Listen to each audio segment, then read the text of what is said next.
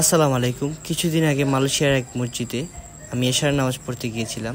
তো আপনাদের আজকে আমি কিছু ভিডিও দেখাবো, তাদের মসজিদ ও আমাদের মসজিদের ভিতরকার কিছু পার্থক্য আপনাদের কাছে তুলে ধরবো এবং বলার চেষ্টা করব যে মালয়েশিয়া সুরাও কাকে বলে এবং মসজিদ কাকে বলে। আমরা দেখতেছিলাম, আপনার কল দিছিলাম, আমরা একটু বড় মসজিদ ইনশাআল্লাহ দিনে পর্যন্ত আইছি, জুম্মা নামাজ পড়তে আইছি, এরপরে এরকম হয় নাই কে ড্রোন শটের মতো শট দিয়ে إياك نعبد وإياك نستعين اهدنا الصراط المستقيم। তো এই মসজিদের ভালো একটি দিক হলো গিয়ে প্রতিবার এশার নামাজের পরে এই মসজিদে সূরা মুলক পড়ানো হয়। তো আপনারা দেখতেই পাচ্ছেন সূরাটাকে তারা এইভাবে কাগজের ভিতর প্রিন্ট করে এটাকে প্লাস্টার করে নিয়ে এসেছে, যাতে করে এটা না ছিঁড়ে।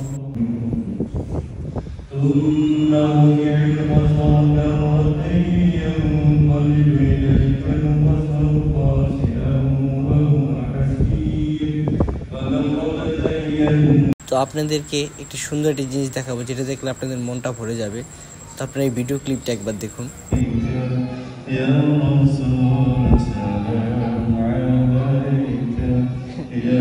কি সুন্দর নামাজ শেষে একজন একজনের সাথে হাত মিলাইতেছে।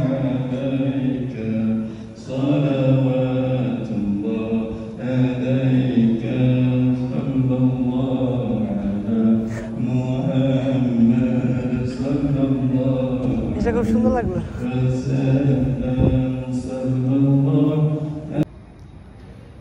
এই যে এখন যে একটা সিন দেখলেন, সবাই নামাজের পরে হাত মিলাইতেছে একজন আরেকজনের সাথে। তো এই জিনিসটা আর কি কতখানি পরিমাণ আমার কাছে জিনিসটা এত ভালো লাগলো যে আসলে আমরা মুসলিম, আঙ্গো এরকম একজনের সাথে একজন যদি প্রতিবার নামাজের পর যদি এরকমভাবে মুসাফা করে হাত মিলাই, তাহলে জিনিসটা আসলে কতটা ভালো লাগে, কি মনের থেকে শান্তি আহে। এরকম ইমাম সাহেব সবার লাগে হাত মিলাইতেছে, একটা অন্যরকম একটা ভালো লাগা কাজ করে। আর এশার নামাজটা পড়ার পর আসলে এই জিনিসটা মনটা বাস্তব অনেক সুন্দর হয়ে যায়, অনেক অনেক অনেক পরিমাণ ভালো লাগে। তো এটা আমি এক্সপ্লেনেশন করতে পারলাম না যে কতখানি পরিমাণ ভালো লাগতেছে জিনিসটা। সবাই লাইন ধরে ধরে একজন আরেকজনের সাথে হাত মিলাইলো, জিনিসটা খুব সুন্দর। আর এই জায়গায় মসজিদের ভিতরে, মসজিদের বারান্দার ভিতরে এই যে জায়গায় যাই না কত আমি যাইতে পারতেছি, এটা চেয়ার আছে, রেস্ট করার লেগে হয়তো ব্যায়াম ট্যাম করে কিংবা এরকম কোনো কিছু। আর এই জায়গার ভিতরে এই যে খাওয়ার জন্য টেবিল আছে না, কিছু মানুষ এসে খায়, তো ওই লেগে টেবিল আছে। আর ওদিকে মহিলাগো নামাজ পড়ার জায়গাটাও আর কি পুরুষগো লাগে, পুরুষগো পিছনে, আমি যদি পারি একটু দেখানোর চেষ্টা করুন। আর এদিকে কত সুন্দর একটা আছে, বেন্ডিং মেশিন আছে, যারা নামাজ পড়তে হয় হয়তো ফজরের পরে এসে যে কোনো টাইমে যদি খাইতে চাই তাহলে এই যাতে খাইতে পারি, যারা আমি এগুলো দেখাইতে। সুন্দর দামগুলো দেওয়া আছে, কোনটা কত টাকা, টাচ স্ক্রিন না জিনিসটা, এখানে দিয়ে টাচ অ্যান্ড গো কাজ করবো, ভিসা কার্ড যে কোনো প্রকার কোনো কিছু যাতে কাজ হবে। ওকে। ও আরেকটা জিনিস বলে রাখা ভালো, এটা মূলত এটা মসজিদ, এটা সুরাও না আর কি, মসজিদ। আর এই জায়গায় সবগুলাই দেওয়া আছে, সবগুলো দেওয়া আছে।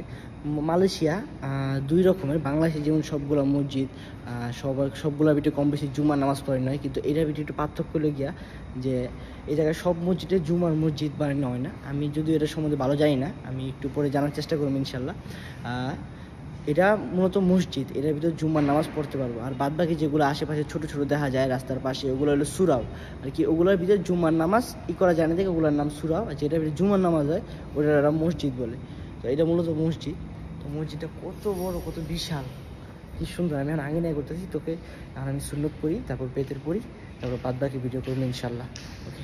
আর আমার মোবাইল স্টোরেজ ফুল হয়ে গেছে, যার কারণে আমি এই যে এই ভাইয়ের ফোনটা নিয়ে ভিডিও করতেছি, ভাই নামাজ পড়তেছি, এই যে হেডফোন।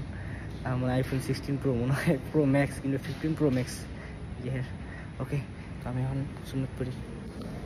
ও আরেকটা জিনিস, মসজিদের ভিতরে অনেক পরিমাণ বাচ্চা দেখতেছি, বাচ্চারা রাত্রেবেলা আসে, বাপ মারা নিয়ে আসে। ওই একজন শুয়ে রয়েছে, ওই যে পিছিয়ে একজন শুয়ে রয়েছে, যদিও দেখেন ঠিক না। আর আমার পাশে এটা হলো মহিলাগো, এটা একটা পর্দার মতো একটা আলো করে দিচ্ছে, এটা একটা মহিলারা নামাজ পড়ে। এটা খুবই ইন্টারেস্টিং।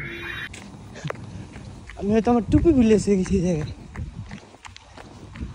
হ্যাঁ, এই যে আমার টুপি। এই আল্লাহ, আমার যে খারাপ টুপি।